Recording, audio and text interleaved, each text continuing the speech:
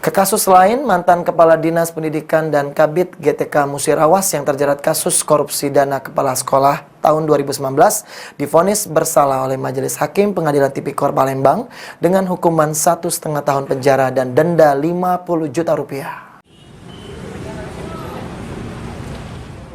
3 terdakwa kasus korupsi kegiatan diklat penguatan kepala sekolah di Dinas Pendidikan Musirawas tahun 2019 divonis Majelis Hakim Pengadilan Tipikor Palembang oleh Hakim Ketua Efra Happy Tarigan didampingi 2 hakim anggota. Majelis Hakim memvonis terdakwa IR mantan Kadisdik Musirawas dengan hukuman 1 tahun dan 8 bulan penjara, denda 50 juta rupiah, uang pengganti 46 juta rupiah.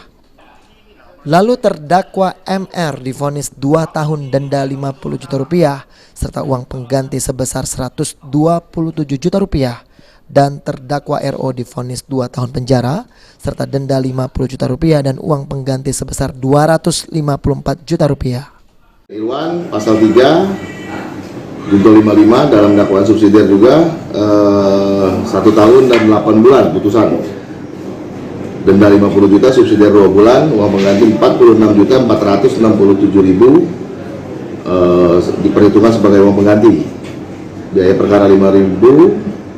Sikap terdakwa pikir-pikir, JPU pikir-pikir. Tri Hajaria, PAL TV.